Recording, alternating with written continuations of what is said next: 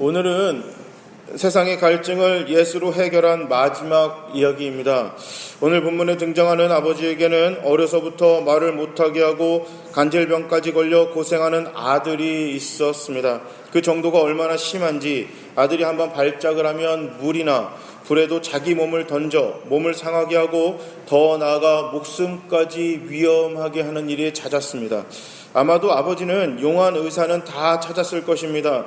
선지자나 제사장들을 찾아갔을 겁니다. 아들의 병을 고치려고 모든 노력을 다 했을 것입니다. 돈도 시간도 아끼지 않고 아들의 병을 고치기 위하여 사방팔방 뛰어다녔을 것입니다. 때로는 창피함도 무릅쓰고 여기저기 다녔을 것입니다. 오늘 본문 17절에 보면 말을 못하게 하는 귀신이 들렸다 이렇게 표현합니다.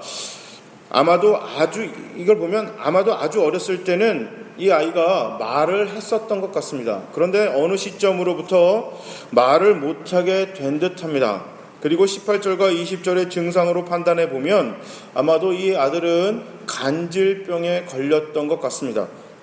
이 병에 대해서 그리스 사람들은 신이 일으킨다 해서 이 간질병을 거룩한 병이다 이렇게 이야기했습니다. 그렇지만 유대인들은 귀신이 일으키는 병 이렇게 생각해서 저주받은 병, 하나님으로부터 버림받은 질병 이렇게 판단했었습니다. 그래서 말을 못하게 된 것, 또 간질이 이게 같이 있었잖아요. 간질병과 말을 못하게 된 병이 같이 있다 보니까 말을 못하게 된 것도 귀신이 말을 못하게 한 것이 아닌가 이렇게 생각했던 것 같습니다. 어쨌든 자신의 아들이 하나님이 아닌 사탄의 손에 잡혀 있다. 지금 이렇게 판단 내리고 이렇게 평가받고 있는 상황입니다. 종교와 생활이 거의 하나였던 시대입니다. 그 시대에 이런 사실은 참 받아들이기 힘든 사실입니다. 아니요, 이거는 아들이 귀신 들렸다 이렇게 판단되고 이렇게 평가되는 것은요, 하나님을 믿든 안 믿든 이건 부모에게는 너무너무 힘든 일인 것입니다. 자, 어느 날 아버지는 예수의 소문을 듣습니다. 귀신을 쫓고 병든 자를 고치고 심지어 죽은 자를 살렸다라는 이런 이야기를 듣게 됩니다. 미친 듯이 예수의 행방을 쫓았을 것입니다. 마침내 예수가 어디 있는지 수소문 끝에 알아내었습니다. 아버지가 예수를 찾아 오늘 본문에 나오는 이 변화산 아래까지 찾아오는 길은 결코 수월하지 않았을 것입니다. 설교하는 저도 상상이 잘 안 됩니다. 한번 발작을 일으키면 물도 불도 여러분 그 가리지 않고 막 뛰어들고 쓰러집니다. 이런 상황에서 지금처럼 자동차가 있는 시대도 아닙니다. 앰뷸런스에 아이를 실어가지고 예수님이 있는 장소까지 오는 상황도 아닙니다. 오늘 본문에 보면 마차로 묶어왔다 이런 표현도 없습니다. 그렇다면 이 아이를 데리고 아버지가 걸어서 왔다고 우리가 추정해 볼 수가 있습니다. 한번 상상컨대 한번 간질이 나면 이건 도무지 말릴 수가 없습니다. 말도 하지 못합니다. 이런 상황에 아들을 아버지가 데리고 오는 길은 결코 만만치 않았습니다. 이 녹록지 않은 길을 예수라는 희망을 품고 어떤 고통도 참으며 아버지는 왔습니다. 드디어 아들의 질병으로 인한 모든 고통과 어려움이 해결되어질 수 있다. 이런 소망으로 여기까지 당도해 왔습니다. 너무나 해결되길 바랬으나 계속되는 실망과 어려움으로 이 아버지는 바닥까지 바싹 마른 삶의 소망으로 살아가고 있었습니다. 그러나 예수라는 소망을 품었습니다. 그런 모든 땅끝까지 말라버린 그 자신의 삶의 소망을 예수로 인해 그 소망이 터지기를 기대했습니다. 도착했습니다. 점점 기대가 실망으로 바뀌기 시작합니다. 가장 첫 번째, 예수가 없었습니다. 모든 고난과 모든 어려움을 다 감내하고 나서라도 올 수 있었던 그 조건, 그 이유였던 예수가 그 자리에 없습니다. 아버지가 실망했습니다. 그래도요, 예수의 제자들이 9명이나 그 자리에 있었습니다. 9명이나 그 자리에 있는 거예요. 다시 한번 마음을 잡습니다. 예수의 제자들에게 기대를 겁니다. 그런데 소망이 분노로 바뀝니다. 걸어놓았던 기대와 소망이 너무 컸기에 그에 따른 실망과 분노의 깊이도 더해갑니다. 그때 예수가 등장합니다. 오늘 본문은 예수가 등장하는 지금 이 시작부터 오늘 본문이 시작이 됩니다. 그때 그 사람은 예수님에게 자기 아들을 데리고 옵니다. 22절입니다. 귀신이 그를 죽이려고 불과 물에 자주 던졌나이다. 그러나 무엇을 하실 수 있거든 우리를 불쌍히 여기사 도와주옵소서. 예수에게 아들을 데려온 아버지가 이렇게 이야기를 합니다. 그러자 예수님께서 23절에 이렇게 대답하십니다. 예수께서 이르시되 할 수 있거든이 무슨 말이냐? 믿는 자에게는 능히 하지 못할 일이 없느니라. 아멘. 사탄은 사람들의 생각에 아주 합당해 보이는 그럴듯한 말을 합니다.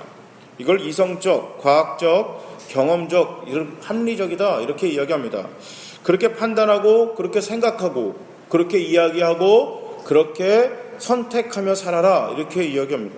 즉 우리가 무엇을 하든지 무엇을 말하든지 무엇을 생각하든지 간에 그 모든 것들은 이성적으로 판단해야 하고 과학적이어야 하고 경험에 맞아야 하고 합리적인 방법이라야 한다 이 말입니다. 그리고 그런 것들이 곧 진리다. 세상은 우리에게 이렇게 이야기합니다. 기도한다고 돈이 생기거나 밥이 생기거나 병이 나을 줄 알았는데 거 봐라. 돈도 안 생기고 밥도 안 생기고 병도 그대로 있지 않는가? 예수한테 나와봐야 아무 소용없다. 기도해서 다 된다면 세상에 어려운 것이 뭐가 있냐?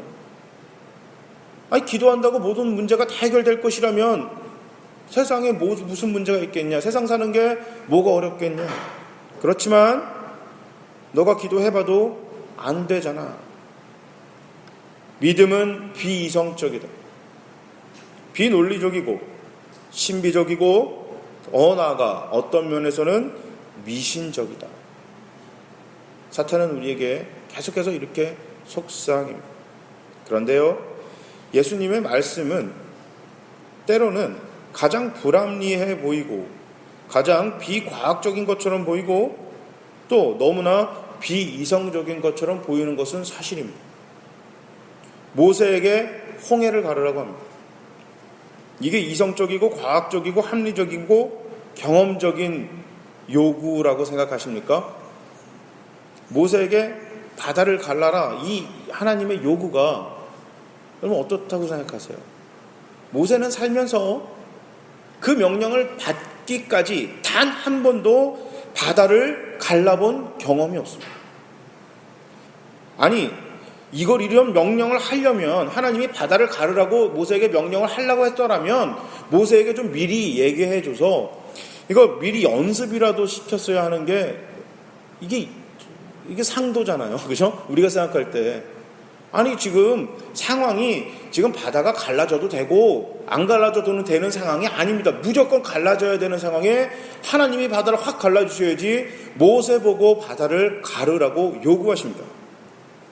예수님은 또 어떤가요? 보리떡 5개와 물고기 2마리밖에 없는데 갑자기 기도하시더니만 제자들에게 이것을 나눠주랍니다. 자, 지금 성인 남자만 5,000명이나 있습니다.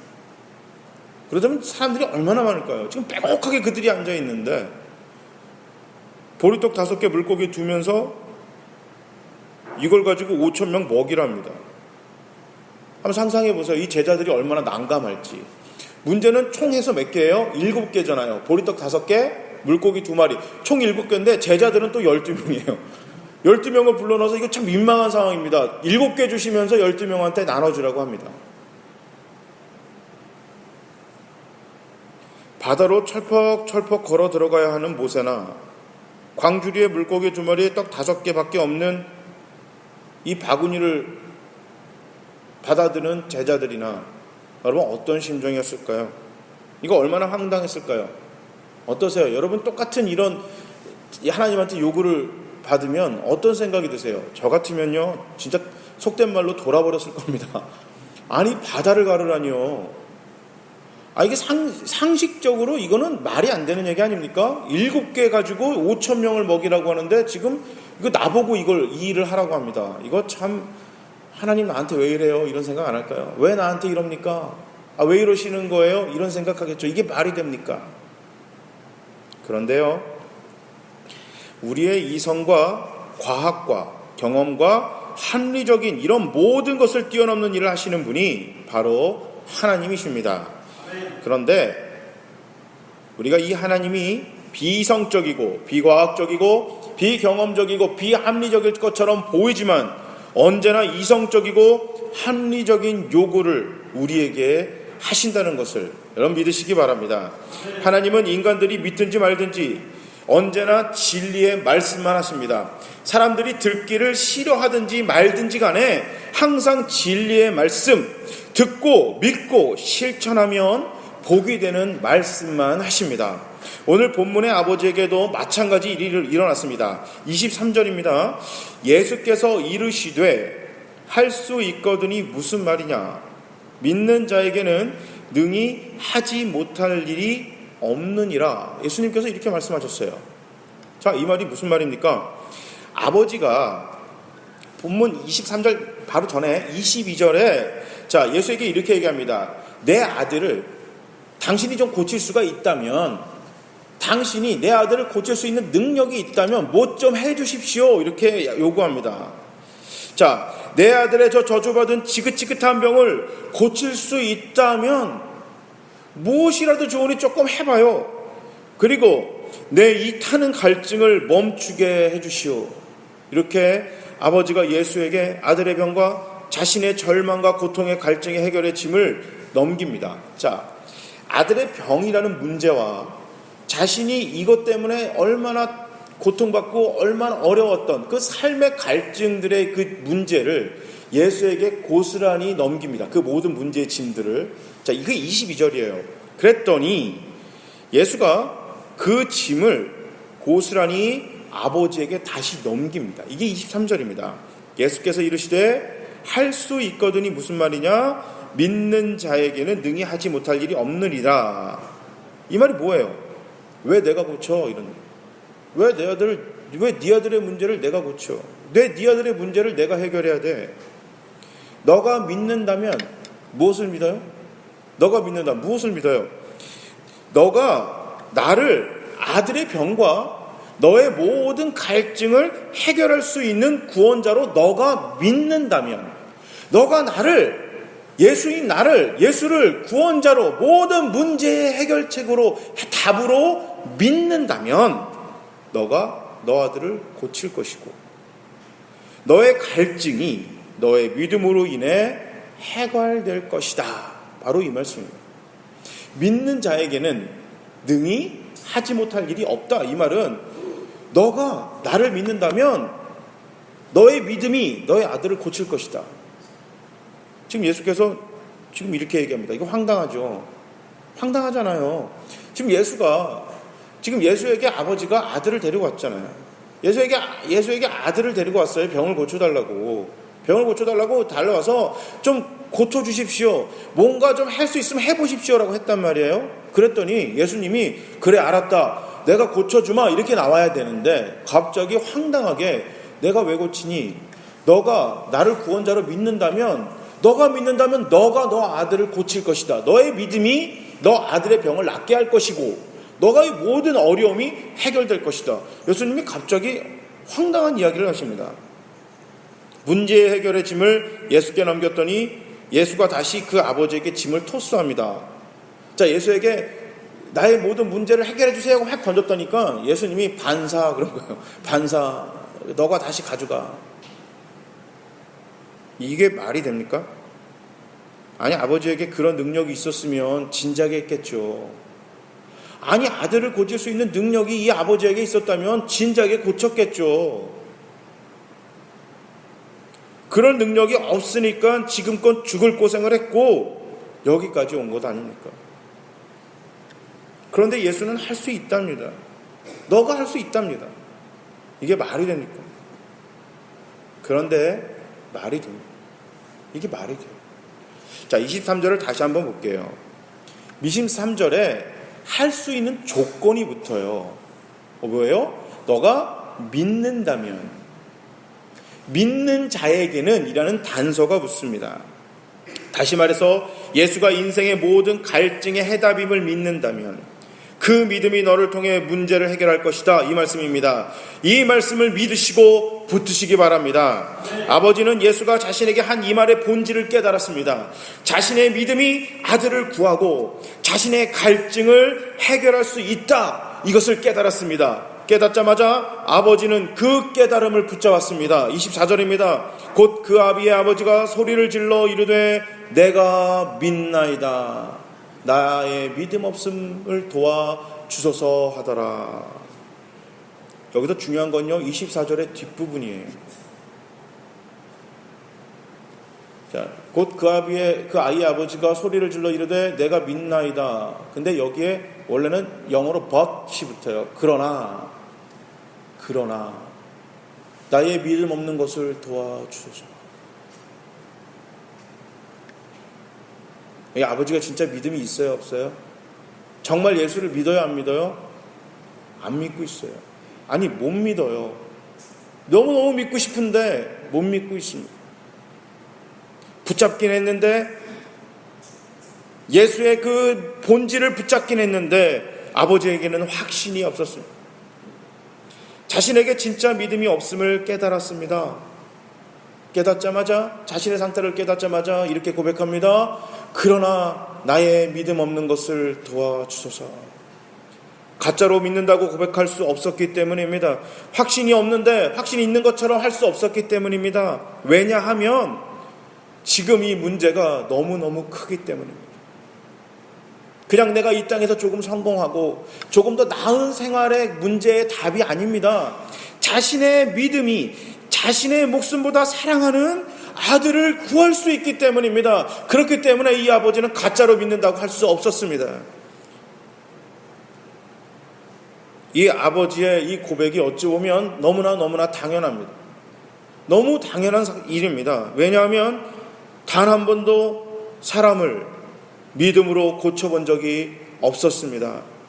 아버지는 예수를 믿어서 덕본 것이 지금껏 단 한 번도 없었습니다. 예수 때문에 그의 삶이 행복해진 것이 지금까지 살아오면서 단 한 번도 없었기 때문에 예수에 대한 확신이 없었습니다. 예수를 진짜 모든 문제의 해결이다, 예수가 모든 문제 해결이다, 이것에 대한 확신이 없었습니다. 평생을 괴롭혀온 갈증의 생명수를 간절히 원했지만 그것이 예수라고 진짜 믿기지는 않았습니다. 왜냐하면 예수라는 생명수를 한 번도 먹어본 적이 없기 때문입니다.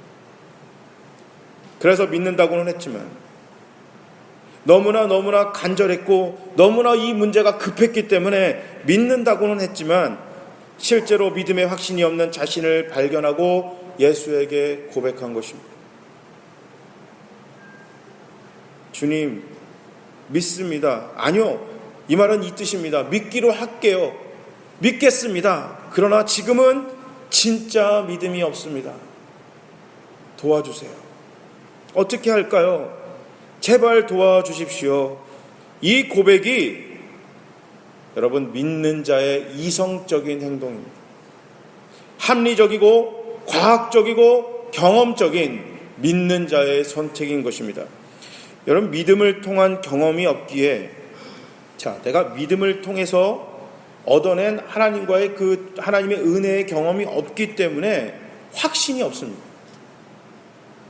확신이 없기 때문에 믿음으로서 선택을 못하는 것입니다. 과감하게 선택을 못합니다. 이해가 되시죠? 내가 믿음을 가지고, 이 말을 거꾸로 다시 한번 가시면 돼요. 내가 믿음을 가지고 선택해 본 적이 없어요. 믿음을 가지고 어떤 일을, 하나님께 믿음을 가지고 선택해 본 일이 없기 때문에 이거를 통한 경험이 없는 거예요. 믿음을 통해 얻어낸 경험이 없기 때문에 하나님에 대한 확신이 안 생기는 거예요. 확신이 없기 때문에 또 믿음을 갖고 걸어야 할 그때에 하나님 앞에 선택하지 못하는 거예요. 이것이 악순환의 반복입니다. 그런데요, 이것을 반대로 다 뒤집으면 이것이 바로 이성적이고 하나님 앞에 확실한 선택인 겁니다. 선택을 해야만 합니다. 선택을 하기만 하면 경험이 생깁니다. 경험이 생기면 확신이 생깁니다. 그 확신을 가지고 또 다른 믿음의 선택을 할 수 있는 것입니다. 이것이 바로 그리스도인의 이성적인 행동인 것입니다. 이 선택을 확신이 없지만 그래도 선택한 이 아버지의 이 담대한 결단을 우리 주님은 믿음으로 보셨습니다. 그리고 아버지의 이 선택으로 인해 아들이 고침을 받았습니다. 이 선택이 아버지의 목마름을 해결해 주었습니다. 믿음은 선택으로부터 시작한다. 오늘 본문은 우리에게 이야기하고 있습니다. 그리고 그 선택을 통한 경험으로 믿음의 확신이 생기게 됩니다. 그래서 하나님은, 오늘 예수님은 확신이 없었지만 그냥 그래도 예수님을 선택한 그 믿음이 없는 아버지의 선택을 믿음이 있다 이렇게 보셨습니다. 이래도 예수님이 비이성적입니까? 이래도 하나님이 비합리적인 것을 우리에게 요구한다고 생각하십니까? 아닙니다. 하나님이 우리에게 요구하시는 것은 아주 확신에 차서 움직이는 그 결단이 아니라 확신이 없어도 하나님을 믿어보기로 하는 그 담대한 마음을 가진 그 떨리는 그 선택을 하나님은 우리에게 요구하시는 것입니다. 그리고 그 요구를 하나님을 받아들이는 자를 믿음이 있다 보시고 그 선택을 하나님의 확신으로 옮겨주시는 것입니다. 경험이 없기에 믿음의 확신이 없는 이 아버지의 마음, 우리 주님은 당연하게 여겼습니다. 당연히 너가 확신이 없지. 당연하지. 너의 믿음이 없는 것이 당연한 것이다. 예수님은 이 아버지의 상태를, 아버지의 마음을 인정해 주셨습니다. 자, 오늘 24절에 이 아버지가 이렇게 얘기합니다. 나의 믿음 없는 것을 용서해 주세요. 믿기로 했지만 아버지, 주님, 난 진짜로요 믿음이 없습니다 하니까 예수님이 버럭 화를 내면서 너 왜 믿음이 없어? 너 왜 확신을 못해? 나를 확신을 가져야 내가 너 해준다니까 하고 꾸짖지 않으셨어요. 당연하지. 너의 믿음이 없는 것이 당연한 것이다. 내가 도와주마. 오늘 본문에 이 아버지의 믿음이 없는, 확신이 없는 선택을 우리 주님은 믿음으로 인정하셨고 그 선택을 확신으로 옮기셨습니다. 저와 여러분이, 오늘 이 자리에 나온 우리 모두가 오늘 본문의 이 아버지처럼 우리 주님을 선택하셔서 우리의 믿음이 없는 선택일지 모르지만 그 선택을 우리 주님이 믿음의 확신으로 옮기는 은혜를 체험하시기 바랍니다. 하나님은 이렇게 말씀하십니다. 너의 힘으로 이 장애물을 절대 못 넘을 것이다. 그렇지만 너가 나를 선택한다면, 내가 이 장애물을 넘게 해줄 수 있는 그 유일한 존재라고 너가 나를 선택하기만 하면 그 허들을 내가 넘게 해주겠다. 우리 주님이 이렇게 말씀하십니다. 이것이 바로 하나님의 이성적인 합리적 요구입니다. 당연하죠. 내 힘으로 절대 안 되니까, 우리의 힘으로는 절대 안 되니까 하나님이 도와주시겠다는 것입니다. 이래도 이것이 비이성적입니까? 이래도 우리가 하는 기도, 믿음이 비합리적인 것이고 하나님이 우리를 통해서 요구하시는 그 요구가 말도 안 되는 요구를 우리에게 하신다고 생각하십니까? 아닙니다. 하나님은 우리에게 바다를 먼저 갈라놓은 다음에 나에게 와라 이렇게 얘기하지 않으십니다. 내가 너를 통해서 바다를 가를 것이니 넌 믿음으로 바다로 들어가라 라고 하시는 겁니다. 우리에게 5,000명을 먹이라고 하시는 것이 아닙니다. 물고기 2마리, 떡 5개를 가지고 나눠줘. 그들을 먹이는 건 내가 하겠다. 예수님은 이렇게 하시는 겁니다. 우리는 그냥 나눠주는 것을 하는 겁니다. 선택하는 겁니다. 할 건지 말 건지 선택은 우리 몫이고 이를 이루어 가시는 것은 우리 하나님의 이르심을 믿으시기 바랍니다. 무엇을 얻기 위해서는요, 희생이 꼭 뒤따라야만 하는 등가 교환의 법칙, 이것이 세상의 관점입니다. 이게 세상의 법칙입니다. 등가 교환의 법칙. 무엇을 얻기 위해서는 무엇을 내놔야 합니다. 자, 이런 관점에서는요, 아무 조건 없이 도와주는 하나님의 요구는, 하나님의 이 도우심은 비이성적이고 비합리적이고 비과학적이고 비경험적일 것입니다. 그러나 그렇지 않습니다. 이미 우리 하나님이 다 지불하셨기 때문에 우리에게 요구하지 않으시는 겁니다. 이 세상의 어떤 문제라도 해결할 수 있는 대가를 우리 하나님은 이미 치르셨습니다. 십자가의 고난과 죽음으로 모든 값을 지불하셨습니다. 이미 모든 것을 해결해 놓으셨습니다. 왜 그럴까요? 왜 하나님이 그러셨을까요? 창조주인데, 신인데 왜 하나님이 그러셨을까요? 그것은 하나님이 우리 아버지 되시기 때문입니다. 하늘에 계신 우리 아버지, 우리 주기도문 할 때마다 매번 하는 얘기잖아요. 하늘에 계신 우리 아버지. 원문에 보면 이 아버지라는 게 아니라 아빠라는 단어입니다. 하늘에 있는 내 아빠, 우리 아빠라는 뜻입니다. 하늘 아빠가 자녀인 우리 대신 모든 문제의 값을 다 치렀습니다. 이것이 바로 사랑입니다. 세상의 가치로도 이 등가 교환의 방법으로도 도무지 이해할 수 없는 것이 바로 사랑입니다. 세상의 가치로도 가장 위대한 값은 사랑의 희생입니다. 사랑은 이성적으로 이해가 되지 않습니다. 그죠? 사랑이 이게 이성적으로 이해가 되나요? 그럼에도 불구하고 세상은 사랑을 인정합니다. 사랑의 희생을 세상도 인정합니다. 비이성의 이성화, 이것이 바로 사랑입니다. 사랑 중 최고의 비이성적인 형태가 있죠. 사랑 중에 최고의 비이성적인 형태, 이것이 바로 부모의 사랑입니다. 부모의 사랑이 이해가 되나요? 자녀들은 절대 이해 못해요. 자녀들은 절대 이해 못해요. 부모가 나를 왜 저렇게 사랑하는지 절대 이해 못합니다. 자기가 부모가 돼봐야 이해가 됩니다. 제가 어렸을 때 저희 어머니께서 이런 얘기 해줬어요. 너도 커서 아들 낳아봐. 제가 어머니가 하는 잔소리, 어머니 하는 게 이해가 안 되고, 엄마 왜 그래? 그러면 엄마가 항상 이러시는 거예요. 너도 커서 아들 낳아봐. 이런 얘기 하셨어요. 아, 이거 중학교 2학년짜리한테 이게 할 얘기예요. 그럼 어쩌라는 거예요? 지금 나가서 아이를 낳을 수 있는 것도 아니고, 이게 절대 이해가 안 되는 얘기거든요. 근데 그게 정답이에요. 이해가 안 되는 거거든요. 이해가 안 돼요. 자, 남자들이 그렇게 모이면 군대 이야기 합니다. 이게 나이가 많든 적든 군대 이야기 한번 시작하면 군대 다녀오신 분들은요, 그냥 막 너도 나도 할 것 없이 군대 이야기를 합니다.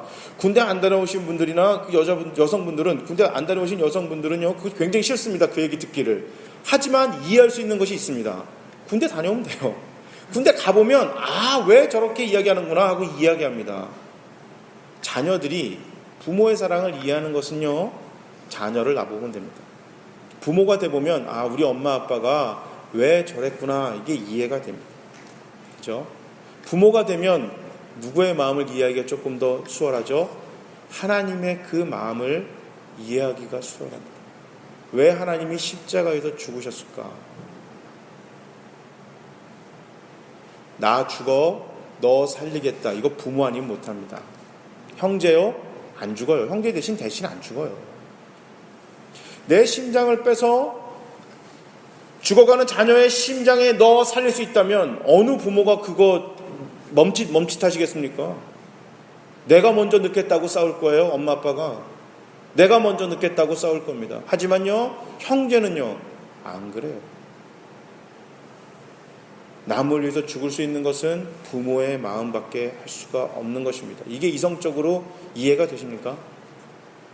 이걸 어떻게 이성적으로 풀겠어요? 이걸 어떻게 논리화시키겠습니까? 이걸 어떻게 과학화시키고 이걸 어떻게 합리적인 방법으로 설명할 수 있겠습니까? 설명 못합니다.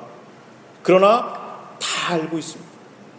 대한민국뿐만 아니라 미국도 알고 있던데요. 이거는 부모의 사랑은 미국에서도 얘기하더라고요. 아프리카에서도 얘기하고요. 저 북한에서도 이야기합니다. 부모의 사랑은 그 옛날 몇천 년 전 옛날에도 그 이야기를 하고 최첨단을 달리는 지금도 이야기할 거고요.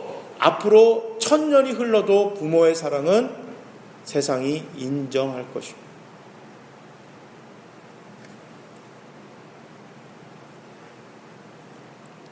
이 부모의 사랑을 믿기로 선택하는 것,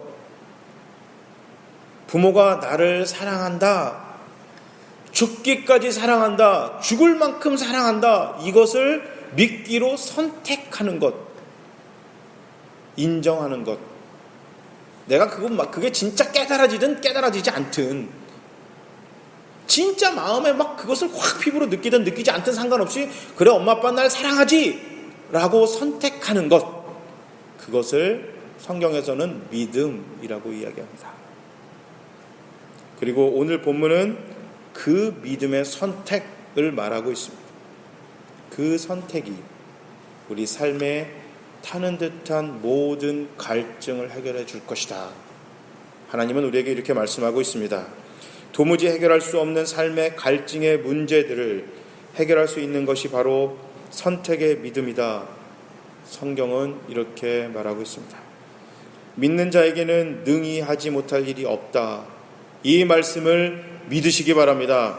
아니요, 믿는 자를 능치 못하게 하시는 하나님을 믿으시기 바랍니다. 그 하나님을 가장 우선적으로 또 중간에 마지막에 언제나 선택하시기 바랍니다. 사람이 보기에는 아무리 불가능해 보일지라도요, 하나님은 모든 것을 할 수 있으신 전능하신 분이심을 믿으시기 바랍니다. 그 전능하신 분이 바로 나의 아버지, 나의 아빠고, 그분이 언제나 우리를 도와주시기를 불꽃 같은 눈으로 살펴보시고 항상 우리 옆에서 기다리고 계신다는 것을 믿으시기 바랍니다. 내 힘으로 할 수 있는 것은요, 내가 하면 돼요. 이거 내가 할 수 있는 것도, 이거 아버지에게 이거 맡기는 것은요, 이거는 자식 망치는 거잖아요. 자식 망치는 거예요. 내가 할 수 있으면 내가 하는 것입니다. 하지만 내 힘으로 할 수 없기 때문에, 전능하신 하나님 앞에 맡기고 기도하는 것입니다. 이 시간 이 자리에 계신 우리 모두도 오늘 본문의 아버지처럼 의심이 가시더라도, 또 확신이 없더라도 예수를 선택하는 모두가 되시기를 바랍니다. 그 선택을 우리 주님이 믿음의 확신으로 만들어 주실 것입니다. 지난 5주간 삶의 갈증의 해결이 되시는 예수에 대해 설교했습니다. 수가성의 여인, 삭개오, 혈루병에 걸린 여인, 그리고 오늘 이 아버지, 이 4명 모두 결국 예수를 선택했습니다. 그 결과 해결되지 않던 갈증이 멈췄습니다. 히브리서 11장 1절에 믿음은 바라는 것들의 실상이요 보지 못하는 것들의 증거다, 이렇게 말씀하십니다. 무슨 말입니까? 비록 지금은 나에게 없을지라도, 비록 사람이 보기에는 불가능해 보이는 것이라 할지라도, 심지어 나 자신 스스로조차 이것은 불가능하다 이렇게 생각할지라도 믿음으로 바라고 기도하면 이루어지시고 그 응답의 경험이 증거가 되어 또 다른 믿음의 확신이 되고 믿음의 선택을 하게 만들어준다, 이 말입니다. 믿음에는 능력이 있습니다. 의인의 강구에는 역사하는 힘이 있습니다. 그 어떠한 상황 속에서라도 사람이 볼 때는 도저히 불가능해 보이는 것이라 할지라도 하나님 말씀대로 사시는 선택을 하시기 바랍니다. 그 믿음의 선택이 우리의 문제를 해결해 주실 것입니다. 그 선택을 통해 우리 삶의 갈증이 해결되어질 것입니다. 예수 때문에 세상으로 인한 삶의 갈증이 멈추시길 바랍니다. 그리고 예수로 인한 전도의 갈증이 넘쳐나길 소망합니다. 예수로 인한 사랑과 희생의 갈증이 넘쳐나시기를 바랍니다. 은혜의 복음의 강가에 심겨지기를 너무나 소망하고 원하는 우리 모두가 되시길 바랍니다. 은혜의 강가에 심기워 언제나 늘 푸르고 열매 맺어 다른 누군가의 생명과 풍성한 삶을 위해서 그런 삶을 사시는 저와 여기 모두가 되시기를 주님의 이름으로 축복합니다. 아멘.